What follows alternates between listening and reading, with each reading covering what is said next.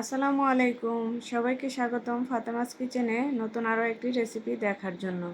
দেখতে দেখতে কিন্তু ঈদ চলে গেছে, কিন্তু মাংস তো রয়েই গেছে। আর মাংস থাকতে চিতল পিঠা খাবো না, সেটা কি হয়? তাই সকাল সকাল ঘুম থেকে উঠে সকালের নাস্তার জন্য আজকে তৈরি করে নিলাম চিতল পিঠা। আর সেই রেসিপিটি আপনাদের সাথে শেয়ার করব।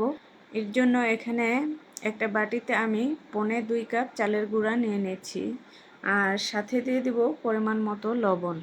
আর আজকে এই পিঠার গুলাটা গুলবো আমি হালকা গরম পানির চেয়ে একটু বেশি পরিমাণে, যে পানিটা গরম হয় সেটা দিয়ে।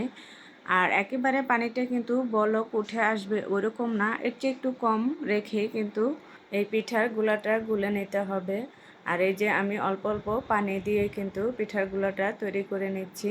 আর এখানে কিন্তু আমি একবারে পানি দিয়ে এই পিঠার গুলাটা তৈরি করব না, অল্প অল্প পানি দিয়ে এই পিঠার গুলাটা আমি তৈরি করব। একটু একটু পানি দেব আর মেখে এটার ঘনত্বটা আমি দেখে নেব, তারপর পানি দেব।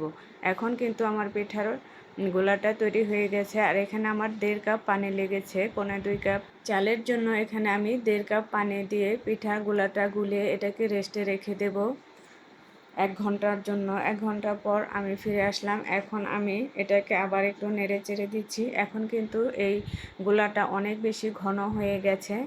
আর এখানে আমি দিয়ে দিব 2 টেবিল চামচ ময়দা, আর দিব 1 টেবিল চামচ সয়াবিন তেল। আর এই ময়দাটা দিলে পিঠাটা খুব সুন্দরভাবে ফুলে ওঠে, সেজন্যই আমি এখানে 2 টেবিল চামচ ময়দা দিয়ে দিলাম।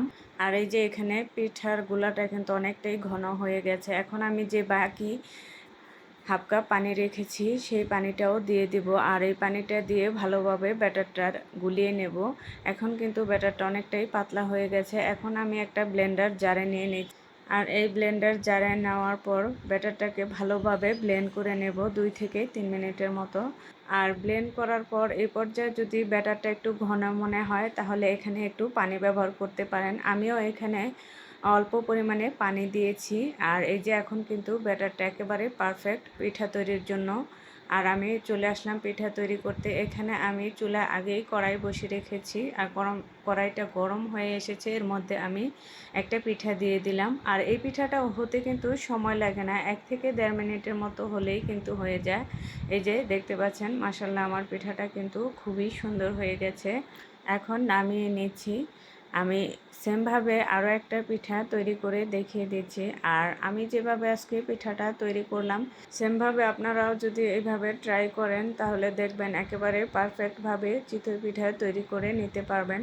আর এই যে আমার কিন্তু এই পিঠাটাও হয়ে গেছে। আর এই যে খুব সুন্দরভাবে কিন্তু উঠে আসছে। আপনাদের কাছ থেকে দেখিয়ে দিচ্ছি, দেখেন কতটা সুন্দর হয়েছে। আমার প্রতিটা পিঠাই কিন্তু এরকম সুন্দর হয়েছে। একটু পিছনটাও দেখিয়ে দিলাম, পুড়ে যায়নি। এখন আমার পিঠাগুলোও বানানো শেষ, আমি একটা প্লেটে নিয়ে নিচ্ছি। আর এই পিঠাটাকে আমি একটু ছিঁড়ে দেখিয়ে দিচ্ছি, যেটার ভিতরে কিন্তু কাঁচা নেই। আর এভাবে করে এই পিঠাটা তৈরি করলে অনেকটা সময় নরম থাকে, শক্ত হয়ে যায় না, আর খেতেও ভীষণ ভালো লাগে। আর আজকে আমার রেসিপিটি কেমন লেগেছে অবশ্যই কমেন্ট করে জানাবেন। ভালো লাগলে ভিডিওটিতে লাইক শেয়ার করার অনুরোধ রইল। সবাই ভালো থাকবেন, সুস্থ থাকবেন। আল্লাহ হাফেজ।